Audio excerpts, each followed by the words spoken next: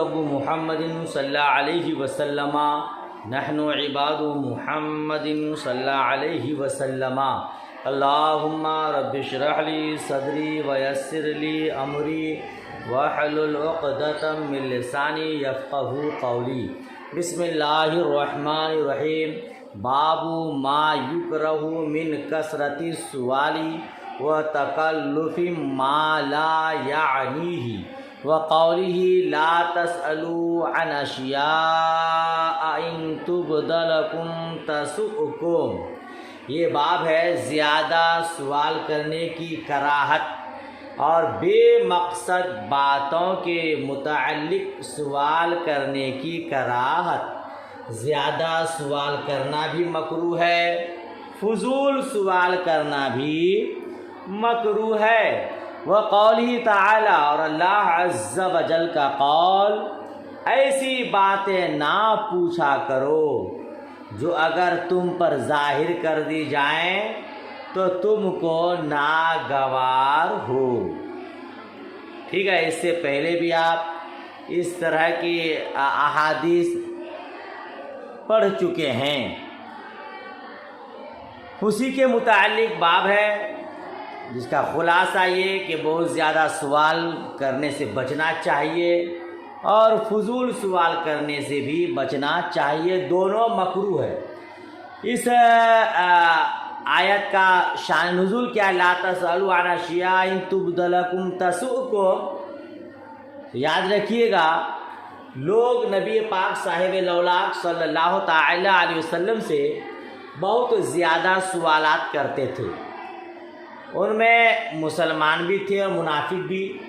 مسلمان تو شرعی حکم کو معلوم کرنے کے لیے سوال کرتے تھے، اور منافق امتحاناً استہزاءً عناداً سوال کرتے تھے، امتحان لینے کے لیے، مذاق اڑانے کے لیے، دشمنی کرنے کے لیے۔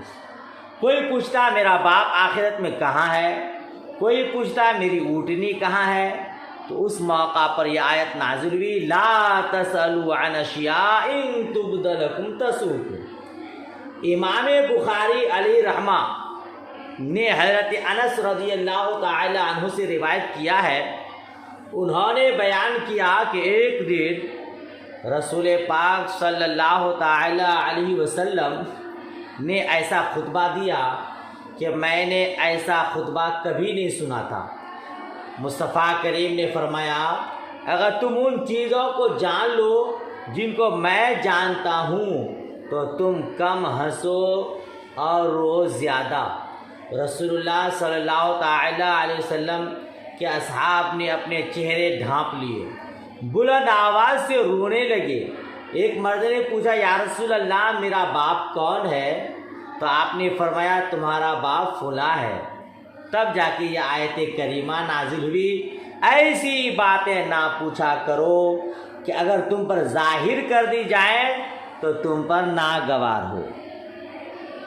ٹھیک ہے، اور امام بخاری علیہ رحمہ نے حضرت انس رضی اللہ تعالی عنہ ہی سے روایت کیا ہے، وہ الگ انداز میں ہے کہ حضرت انس رضی اللہ تعالی عنہ فرماتے ہیں، لوگوں نے نبی کریم صلی اللہ تعالی علیہ وسلم سے سوالات کیے، یہاں تک کہ بہت زیادہ سوالات کیے۔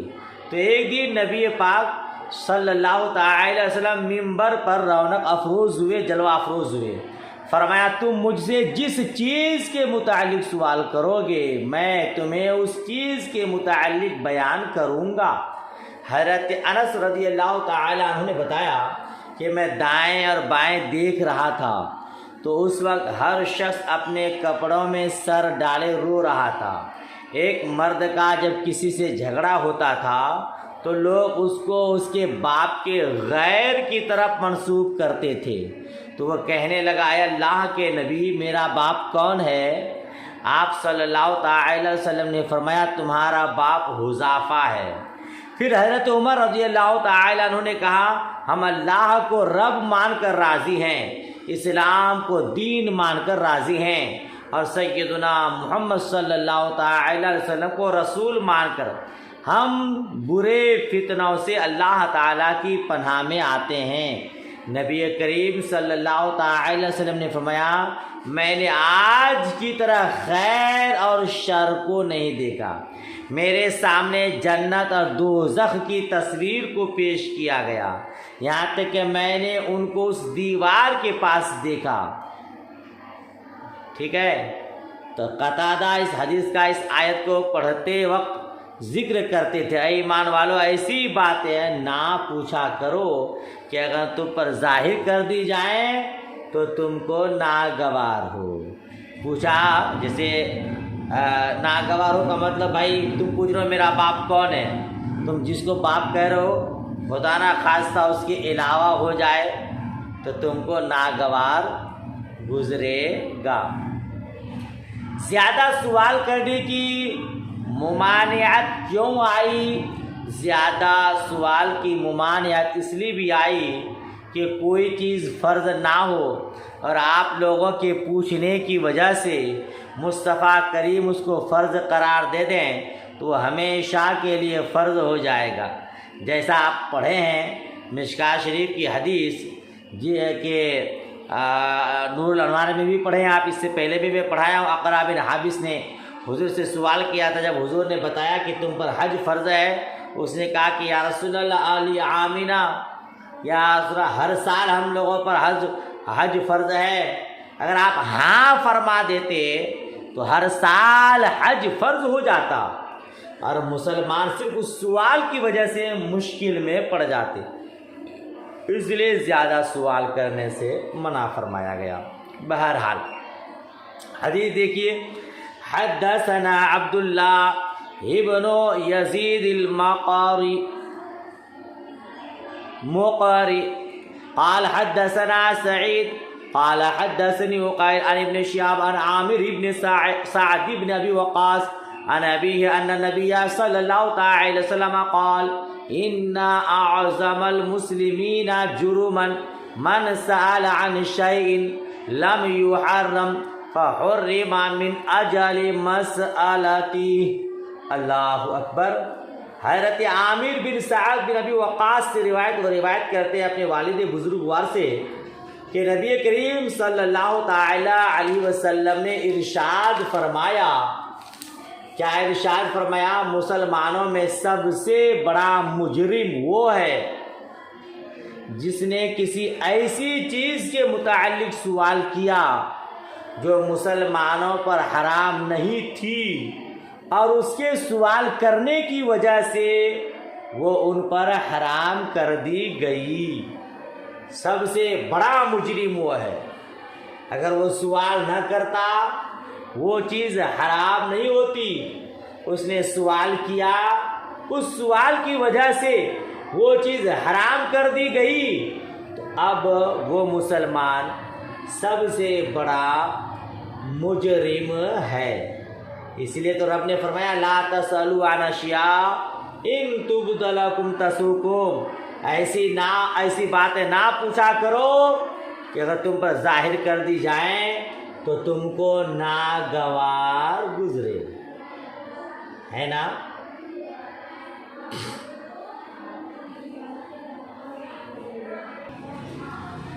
ہاں، تو سب سے بڑا مجرم کون ہے؟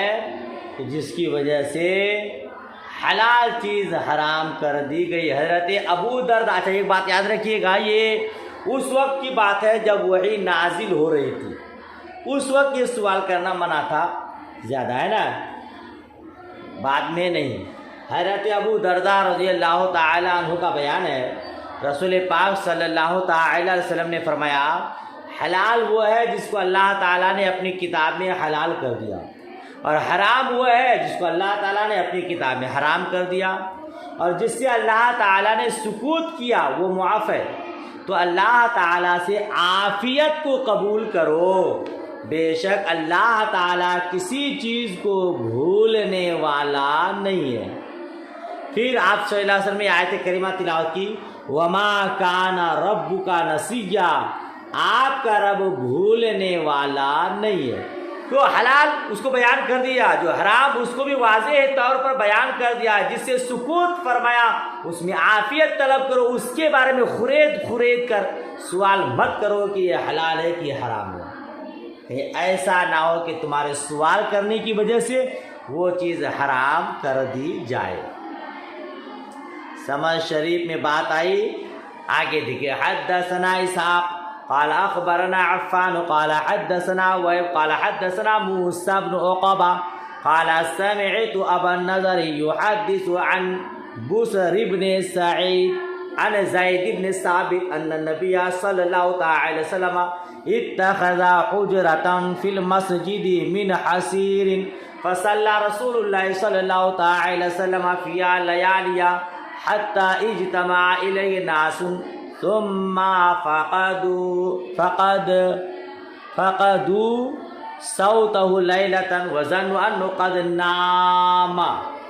حضرت زید بن ثابت رضی اللہ تعالی عنہ سے روایت فرماتے ہیں کہ بے شک نبی کریم صلی اللہ تعالی علیہ وسلم نے مسجد میں چٹائیوں سے ایک حجرہ بنایا، پھر رسول پاک صلی اللہ تعالی علیہ وسلم نے چند راتیں اس میں نمازیں پڑھیں، ہے نا، لیالیہ، چند راتیں اس میں نمازیں پڑھی، حتی اجتماع الیہ ناس، یہاں تک کہ آپ کے پاس لوگ جمع ہو گئے، ثم فقدوا صوتہ، پھر ایک رات انہوں نے آپ کی آواز نہیں سنی، صحابہ کرام نے آپ کی آواز نہیں سنی، وَظَنُّوا أَنَّهُ قَدْ نَامَ، تو صحابہ کرام نے گمان کیا کہ آپ سو گئے ہیں، فَجَعَلَ بَعْضُهُمْ، تو بعض ان میں سے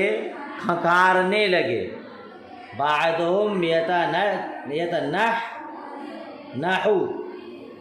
لِيَخْرُجَ إِلَيْهِمْ، بعض ان میں سے کھنکارنے لگے تاکہ آپ باہر تشریف لائیں، تاکہ آپ باہر تشریف لائیں۔ فقال ما زال بكم الذي رأيت من صنيعكم حتى خشيت أن يكتب عليكم ولو كتب عليكم ما قمتم به فصلوا أيها الناس في بيوتكم فإن أفضل الصلاة المرء في بيته إلا الصلاة المكتوبة۔ بعض لوگ کھنکارنے لگے تاکہ آپ باہر تشریف لائیں، تو آپ صلی اللہ تعالی علیہ وسلم نے فرمایا میں تمہاری کارروائی کو مسلسل دیکھتا رہا، میں تمہاری کارروائی کو مسلسل دیکھتا رہا، تم جو کر رہے تھے، یہاں تک کہ مجھے یہ خطرہ ہوا کہ تم پر یہ نماز فرض کر دی جائے گی، اور اگر تم پر یہ نماز فرض کی جاتی تو تم اس کو قائم نہ کر سکتے، ما قمتم به، تم اس کو قائم نہ کر سکتے، فصلوا ایھا الناس، تو اے لوگوں اپنے گھروں میں نماز پڑھو، کیونکہ مرد کی بہترین نماز وہ ہوتی ہے جو گھر میں پڑھی جائے، سوائے فرض نماز کے، سوائے فرض نماز کے۔ آپ نے اس سے پہلے بھی سنا ہی ہوگا، نفل نماز گھر میں پڑھنا افضل ہے۔ حضرت جابر رضی اللہ تعالیٰ عنہ بیان کرتے ہیں رسول پاک صلی اللہ تعالیٰ علیہ وسلم نے فرمایا جب تم میں سے کوئی شخص مسجد میں فرض نماز پڑھ لے تو اپنی نماز کا ایک حصہ اپنے گھر کے لیے رکھ لے، اللہ تعالیٰ اس کی نماز کے سبب سے اس کے گھر میں خیر رکھنے والا ہے۔ فرض نماز با جماعت مسجد میں ادا کریے، نوافل سنن گھر میں پڑھیے تاکہ گھر میں بھی برکتیں ہو۔ اور ایک روایت حضرت عبداللہ ابن عمر رضی اللہ تعالیٰ عنہ کی ہے، وہ بیان کرتے ہیں حضور نے فرمایا اپنی نمازوں میں سے کچھ اپنے گھروں میں رکھو اور اپنے گھروں کو قبرستان نہ بناؤ۔ اس طرح کے متعدد کیا ہے روایات ہیں۔ اصل میں بات کیا ہوئی تھی، دیکھیے آپ جانتے ہیں کہ صحابہ کرام وہ نفوس قدسیہ ہیں جن کو عبادت کرنے کا بڑا شوق تھا، عبادت میں وہ لوگ حریص تھے۔ جب صحابہ کرام کو معلوم ہوا کہ رسول پاک صلی اللہ تعالی علیہ وسلم نے चटाइयों का एक हुजरा बनाया और उसमें आप रात को नमाज पढ़ते हैं। तो हुजूर सल्लल्लाहु अलैहि वसल्लम चूँकि बुलंद आवाज़ के साथ नमाज में क़िरात करते थे, इसीलिए सहाबा पीछे खड़े होकर आपकी इक़्तिदा में नमाज पढ़ना शुरू कर देते। और ये रमज़ान शरीफ में तरावीह की नमाज थी। तो रसूल पाक सल्लल्लाहु अलैहि वसल्लम 3 रातें आते रहे, बाद में आप नहीं आए। और आपने फरमाया कि नमाज में तुम्हारे इस कदर शौक़ और हिर्स को देखकर मुझे ये ख़तरा है कि अल्लाह ताला नमाज तरावीह को फ़र्ज़ ना करार दे। इसीलिए आज जानबूझकर मैं नमाज पढ़ने नहीं आया। जी, सहाबाए किराम अगर फ़र्ज़ हो भी जाती तो सहाबाए किराम चूँकि हरीस से इबादत के, उन पर दुश्वारी नहीं होती। हम जैसे गुनहगार जिनको नमाज पंजगाना अदा करना दुश्वार है, हम लोगों के लिए बड़ा मुश्किल मरहला और मुश्किल मुआमला हो जाता। हुजूर नबी पाक साहिब लौलाक सल्लल्लाहु ताला अलैहि वसल्लम की निगाहे नबुवत देख रही थी, मेरी उम्मतियों के लिए दुश्वारी होगी, तो आप सल्लल्लाहु ताला अलैहि वसल्लम रुक गए, वरना अगर फ़र्ज हो जाती तो फिर दुश्वारी में आ जाते। समझ रहे हैं आप? हाँ, खुलासा ये कि नमाज फ़र्ज़ मस्जिद में अदा करनी चाहिए और नफल नमाज घरों में अदा करनी चाहिए। और नफल में भी इतनी पाबंदी ना हो जाए, खास करके अइम्मा हज़रात इतनी पाबंदी ना कर लें कि दूसरे लोग उसको फ़र्ज़ समझ लें। कभी कभार जानबूझकर नवाफिल और मुस्तहब्बात को तर्क भी करना चाहिए। ठीक है, चलिए बात ख़त्म हुई। अगली हदीस देखिए। अगली हदीस, हद्दसना यूसुफ इब्न मूसा क़ाल हद्दसना अबू उसामा अन बुरैद इब्न अबी बुरदा अन अबी बुरदा अन अबी मूसा अल-अशअरी क़ाल सुइला रसूलुल्लाह सल्लल्लाहु अलैहि वसल्लम अन अशियाअ करिहहा फलम्मा अक्सरू अलैहि मसअलता गदिबा वक़ाल सलूनी फ़क़ाम रजुल फ़क़ाल या रसूल अल्लाह मन अबी क़ाल अबूका हुज़ाफ़ा सुम्मा क़ाम आख़र फ़क़ाल या रसूल अल्लाह मन अबी फ़क़ाल अबूका सालिमुन मौला शैबता फलम्मा रआ उमर मा बिवजहि रसूलिल्लाह सल्लल्लाहु अलैहि वसल्लम मिनल गज़ब क़ाल इन्ना नतूबु इलल्लाह। अल्लाहु अकबर। हज़रत अबू मूसा अशअरी रज़ियल्लाहु ताला अन्हु बयान करते हैं कि रसूल पाक सल्लल्लाहु अलैहि वसल्लम से चंद चीज़ों के मुताल्लिक़ सवाल किया गया। सुइला रसूल सल्लल्लाहु अलैहि वसल्लम अन अशिया, चंद चीज़ों के मुताल्लिक़ रसूल पाक से सवाल किया गया। करिहा, जिन सवालों को आपने नापसंद फरमाया। फलम्मा अक्सरू, तो जब लोगों ने बहुत ज़्यादा सवाल किए तो रसूल पाक सल्लल्लाहु अलैहि वसल्लम नाराज़ हुए और आपने फरमाया मुझसे सवाल करो। तो एक मर्द खड़ा हुआ, उसने कहा या रसूल अल्लाह सल्लल्लाहु अलैहि वसल्लम, मेरा बाप कौन है? आपने फरमाया तुम्हारा बाप हुज़ाफ़ा है। फिर दूसरा आदमी खड़ा हुआ, उसने कहा या रसूल अल्लाह सल्लल्लाहु अलैहि वसल्लम, मेरा बाप कौन है? आपने फरमाया तुम्हारा बाप सालिम है, जो शैबा का आज़ाद करदा ग़ुलाम है। क्या तर्जुमा करेंगे? घंटी बज रही थी, शायद आवाज़ कम आई। फिर दूसरा आदमी खड़ा हुआ, उसने कहा या रसूल अल्लाह सल्लल्लाहु अलैहि वसल्लम, मेरा बाप कौन है? आपने फरमाया तुम्हारा बाप सालिम है, जो शैबा का आज़ाद करदा ग़ुलाम है। फिर जब हज़रत उमर रज़ियल्लाहु ताला अन्हु ने देखा कि रसूलुल्लाह सल्लल्लाहु अलैहि वसल्लम के चेहरे मुबारक पर गज़ब के आसार हैं, तो आपने फरमाया, आपने अर्ज़ किया हम अल्लाह अज़्ज़ वजल की तरफ तौबा करते हैं। जब कसरत सवाल होने लगे, हुजूर सल्लल्लाहु अलैहि वसल्लम नाराज़ हुए और आपके चेहरे मुक़द्दस पर नाराज़गी के आसार ज़ाहिर हुए। तब हज़रत उमर रज़ियल्लाहु ताला अन्हु ने अर्ज़ किया یا رسول اللہ صلی اللہ تعالی وسلم ہم اللہ عز و جل کی طرف توبہ کرتے ہیں۔ سبحان اللہ سبحان اللہ۔ دیکھیے غلطی کہاں ہو رہی ہے؟ حضور کی بارگاہ میں، اور توبہ کہاں ہو رہی ہے؟ اللہ عز و جل کی بارگاہ میں۔ جی جو در مصطفیٰ ہے وہی در خدا ہے۔ اگر اللہ عز و جل کی بارگاہ میں کچھ غلطی ہو جائے تو حضور کی بارگاہ میں آ جاؤ، اور حضور کی بارگاہ میں کچھ غلطی ہو جائے تو اللہ عز و جل کی بارگاہ میں آ جاؤ۔ بہرحال اس کی وضاحت پہلے ہو چکی کہ کثرت سوال سے منع کیا گیا تھا کہ ایسا نہ ہو ایسی بات کہہ دیں جو اس کے خلاف ہو جائے اور اسے خراب لگ جائے، ہے نا؟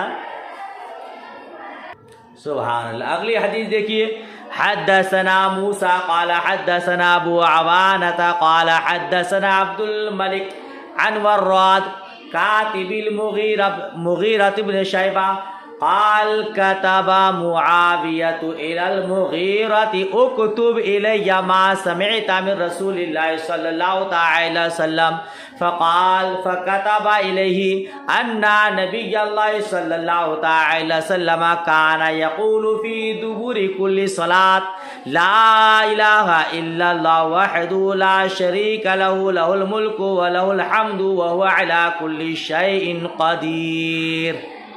ترجمہ دیکھیے، ترجمہ دیکھیے، یہ حدیث بیان کی وراد سے جو حضرت مغیرہ کے کاتب ہیں، وہ بیان کرتے ہیں کہ حضرت معاویہ رضی اللہ تعالی عنہ نے حضرت مغیرہ رضی اللہ تعالی عنہ کی طرف لکھا کہ مجھے لکھ کر بھیجو جو تم نے رسول اللہ صلی اللہ تعالی علیہ وسلم سے سنا ہو۔ جی ہاں، حضرت معاویہ نے حضرت مغیرہ رضی اللہ تعالی عنہ کی طرف خط لکھا۔ کیا لکھا؟ کہ تم نے رسول پاک صلی اللہ تعالی علیہ وسلم سے جو کچھ سنا ہے وہ میری طرف لکھ کر کے بھیجو۔ تو انہوں نے ان کی طرف یہ لکھا، تو انہوں نے کیا لکھا؟ بے شک اللہ کے نبی صلی اللہ تعالی علیہ وسلم ہر نماز کے بعد یہ پڑھتے تھے۔ ہر نماز کے بعد کون سا؟ چوتھا کلمہ توحید، یہی نا ہے، لا الہ الا اللہ وحدہ لا شریک لہ لہ الملک ولہ الحمد وہو علی کل شیء قدیر۔ مصطفیٰ کریم ہر نماز کے بعد اس کو پڑھتے تھے۔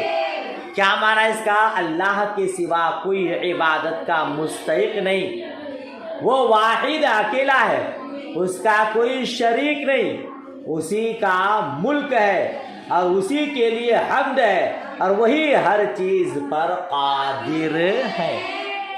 اللہم لا مانع لما اعطیت ولا معطی لما منعت ولا ينفع ذا الجد منک الجد۔ اللہ اکبر۔ پھر آگے کا ترجمہ دیکھیے، اے اللہ جو تو عطا کرے اسے کوئی روکنے والا نہیں، جو تو عطا کرے اور جس چیز سے تو منع کر دے اسے کوئی دینے والا نہیں۔ یہ جسے جی میرے پیر و مرشد حضور تاج الشریعہ علیہ رحمٰن نے کیا کہا؟ جہاں بانی عطا کر دے بھری جنت ہبا کر دے، نبی مختار کل ہے جس کو جو چاہے عطا کر دے۔ خالق کل نے آپ کو مالک کل بنا دیا، دونوں جہاں ہے آپ کے قبض و اختیار میں، ہے نا؟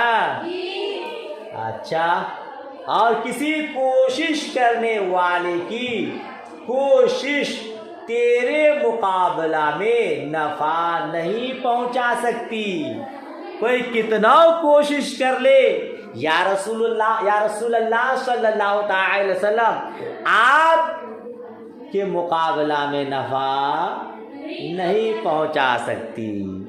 سبحان اللہ سبحان اللہ. وَكَتَبَ إِلَيْهِ أَنَّهُ كَانَ يَنْهَى عَنْ قِيلِ وَقَالِ. دیکھیے، اور حضرت مغیرہ رضی اللہ تعالیٰ عنہ نے ان کی طرف لکھا. کن کی طرف؟ حضرت امیر معاویہ رضی اللہ تعالیٰ عنہ، کہ نبی صلی اللہ تعالیٰ علیہ وسلم نے قیل و قال سے منع فرمایا.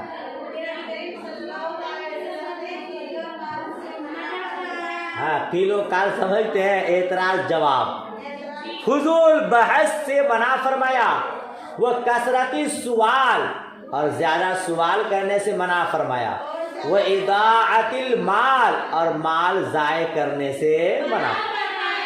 حضور صلی اللہ تعالی وسلم نے قیل و قال سے، کثرت سوال سے، مال ضائع کرنے سے منع فرمایا. ٹھیک ہے. وہ کانا ینہا عن حقوق الامہات ووعد البنات ومنع وہات. اور آپ صلی اللہ تعالی وسلم نے ماؤں کی نافرمانی سے منع فرمایا.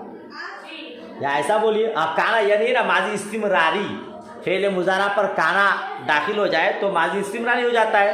حضور صلی اللہ تعالی وسلم ماؤں کی نافرمانی کرنے سے منع فرماتے تھے، اور دوسروں کا حق نہ دینے سے منع فرماتے تھے، اور بے ضرورت مانگنے سے منع فرماتے تھے. نہ ماؤں کی نافرمانی کرو، نہ دوسروں کا حق چھپاؤ، اور بے ضرورت فقیر نہ بنو. بے ضرورت فقیر. ہاں، آپ نے سنا ہوگا مجدد میت حاضرہ وہ ماضیہ امام عشق و محبت حضور اعلیٰ حضرت رضی اللہ تعالیٰ عنہ نے فرمایا، جو کما کجا کر کھا سکتا ہے صحت مند ہے، ویسے فقیر کو کچھ دینا حرام ہے، تو اس سے عادت بگڑتی ہے. حضور نے بے ضرورت مانگنے سے منع فرمایا ہے. جی ہو سکے تو نمک چٹنی سے روٹی کھا کر کے آپ قناعت کیجیے، گوشت مٹر کے چکر میں فقیر نہ بنیے. السؤال ذل، مانگنا رسوائی ہے، مانگنا. اچھا، اس حدیث میں آپ نے کیا پڑھا؟ سب سے پہلے یہ پڑھا کہ حضور صلی اللہ تعالی وسلم ہر نماز کے بعد کون سی تسبیح؟ لا الہ الا اللہ وحدہ لا شریک لہ لہ الملک ولہ الحمد وہو علی کل شیء قدیر. اللہ پاک ہمیں بھی توفیق رفیق عطا فرمائے. اچھا، اب دوسری بات، اس سے کیا سمجھ میں آیا کہ حضور آواز سے اس کو پڑھتے تھے، اس کو بلند آواز سے. تبھی تو حضرت مغیرہ نے سنا. حضرت مغیرہ سنے کیسے کہ حضور یہ تسبیح پڑھتے ہیں؟ حضور بلند آواز سے اس تسبیح کو پڑھتے، تبھی تو حضرت مغیرہ نے سنا اور آگے اس کی تبلیغ بھی کی، حضرت معاویہ کو بتایا بھی. تو معلوم ہوا ہر نماز کے بعد بلند آواز سے اللہ تعالیٰ کا ذکر کرنا رسول پاک صلی اللہ تعالی وسلم کی سنت ہے. اور ذکر بالجہر سے یعنی آواز والے بلند آواز سے ذکر کرنے سے روکنا یہ ناجائز اور ظلم ہے. قرآن مجید میں ہے وَمَنْ أَظْلَمُ مِمَّنْ مَنَعَ مَسَاجِدَ اللَّهِ أَنْ يُذْكَرَ فِيهَا اسْمُهُ. اس سے بڑا ظالم کون ہے جو اللہ کی مسجدوں میں اس کے نام کے ذکر کرنے سے منع کرے. بلند آواز سے ذکر کر سکتے ہیں، لیکن ہمارے مسجدوں میں نا ہر نماز کے بعد، فرض نماز کے بعد صلاۃ پڑھتے ہیں، درود شریف پڑھتے ہیں بلند آواز سے. تو اس سے کیا ہوتا ہے کہ پیچھے والے جو جس کی ایک دو رکعت نماز چھوٹ گئی ہے وہ لوگ آتے ہیں تو شاید اس کو کچھ خلل ہو جاتی ہے. تو بہت زیادہ بلند آواز سے بھی نہیں پڑھنا چاہیے، ہے نا. یہ بلند آواز سے ذکر اس وقت مستحب ہے جب کسی کی نماز میں خلل نہ ہو، ہے نا. اگر کسی کی نماز میں خلل ہو، کسی کی نیند میں کوئی خلل ہو تو پھر بلند آواز سے نہیں بلکہ آہستہ درمیانی آواز میں، ہے نا، گلا پھاڑ کر چلا کر نہیں کرنا چاہیے کہ ہاں ہم بڑے ذاکر ہیں، عبادت گزار ہیں، ریاکاری کہیں شامل نہ ہو جائے. سمجھ شریف میں بات آئی. اچھا پھر کیا کہا؟ ولا ينفع ذا الجد منک الجد. جد کا معنی ہوتا ہے نصیب، اور باپ کا بھی معنی ہوتا ہے، اور کوشش کا معنی بھی ہوتا ہے نا. من جدہ وجدہ، جس نے کوشش کی. جد من میرا دادا، جد نانا یہ بھی ہوتا ہے نا. حضور صلی اللہ تعالی علیہ وسلم نے لوگوں کو بحث کرنے سے، جھگڑا کرنے سے، ایک دوسرے کی مخالفت کرنے سے منع فرمایا. جیسے آپ محترمائے کسی سے جھگڑا نہیں کرتے ہیں، کسی کی مخالفت نہیں کرتے ہیں، بات بات میں کسی سے ناراض نہیں ہوتے ہیں، منہ نہیں پھلا لیتے ہیں، کھانا نہیں چھوڑتے ہیں، ایسی حرکتوں سے حضور نے منع فرمایا. زیادہ سوال جواب، زیادہ اعتراض، زیادہ قیل و قال بھی نہیں ہونا چاہیے. مال کو نقصان بھی نہیں کرنا چاہیے. مال کو نقصان کرنے کا مطلب کسی حرام کام میں مال کو خرچ نہیں کرنا، کسی مکروہ کام میں مال کو خرچ. اللہ آپ کو سیٹھانی بنائے، دولت دے تو ہمارے جامعہ کو فروغ دیجیے گا، اپنے مسجد کی رونق کو بڑھائیے گا، اپنے مسجد کے ائمہ کرام کی خدمت کیجیے گا، مہمانان رسول کے پیچھے کچھ لگا دیجیے گا. سمجھ شریف میں بات آ رہی ہے. اچھا کسی مرد پر جو لوگوں کے حقوق ہو وہ ان کو ادا کرنے سے کیا کرے؟ کاہلی نہ کرے. جس کا حق ہے اس حق کو پہنچا دے، ہے نا. اور جس چیز کی ضرورت نہ ہو اس کو انسان طلب نہ کرے. اب آپ کو چونکہ نماز کے بعد ذکر کی بات آ گئی ہے، ایک دو حدیث سنا دوں. حضرت کعب رضی اللہ تعالیٰ عنہ بیان کرتے ہیں، رسول پاک صلی اللہ تعالیٰ علیہ وسلم نے فرمایا، نماز کے بعد پڑھے جانے والے کچھ اذکار ہیں، ان کو پڑھنے والا ناکام اور نامراد نہیں ہوتا. ناکام اور نامراد. ہر نماز کے بعد 33 مرتبہ سبحان اللہ، 33 مرتبہ الحمدللہ، 34 مرتبہ اللہ اکبر. جی ماشاءاللہ. یہ مسلم شریف، ترمذی شریف، سنن نسائی میں جس کو تسبیح فاطمی کہتے ہیں، ہے نا، اس کو ضرور پڑھنا چاہیے. حضرت ابو ہریرہ بیان کرتے ہیں، حضور نے فرمایا جس نے صبح کی نماز کے بعد 100 مرتبہ سبحان اللہ کہا، 100 مرتبہ لا الہ الا اللہ کہا، اس کے گناہوں کو بخش دیا جائے گا، خواہ اس کے گناہ سمندر کے جھاگ کے برابر ہو. سبحان اللہ. ایک تسبیح آپ کو بتا دوں جو بخاری شریف کی آخری حدیث پر مشتمل ہے. حضور اعلیٰ حضرت رضی اللہ تعالیٰ عنہ نے ملفوظات میں نقل کیا ہے، مجھ گنہگار نے عظمت دعا میں نقل کیا ہے. ہاں، رزق میں برکت کی دعا. جو شخص، پوری تفصیل عظمت دعا میں ملاحظہ کیجیے گا، جو شخص فجر کی سنت اور فرض کے درمیان نہ ہو سکے تو بعد میں، پوری تفصیل وہاں ہے، 100 مرتبہ پڑھتا ہے سبحان اللہ وہ بھی حمدہ، سبحان اللہ العظیم وہ بھی حمدہ، استغفر اللہ، تو وہ کبھی محتاج نہیں ہوگا. تو ایک تو گناہ جھڑیں گے بھلے سمندر کے جھاگ برابر ہو، اور پھر برکتیں بھی ہوں گی، تو اس کو بھی پڑھیے گا. اللہ پاک ہم سب کو عمل کی توفیق رفیق عطا فرمائے. حضرت ابو امامہ بیان کرتے ہیں، رسول پاک صلی اللہ تعالی وسلم نے فرمایا جس نے ہر فرض نماز کے بعد آیت الکرسی کو پڑھا، اس کو موت کے علاوہ کوئی چیز جنت میں داخل ہونے سے روکنے والی نہیں ہے. ہر فرض نماز کے بعد آیت الکرسی پڑھیے، بس مرنے کی دیری ہے کہ جنت میں داخلہ. سبحان اللہ. ویسے مجھ گنہگار کی بھی عادت کریمہ ہے ماشاءاللہ، اس کے بغیر تشفی نہیں ہوتی. تسبیح فاطمی اور آیت الکرسی.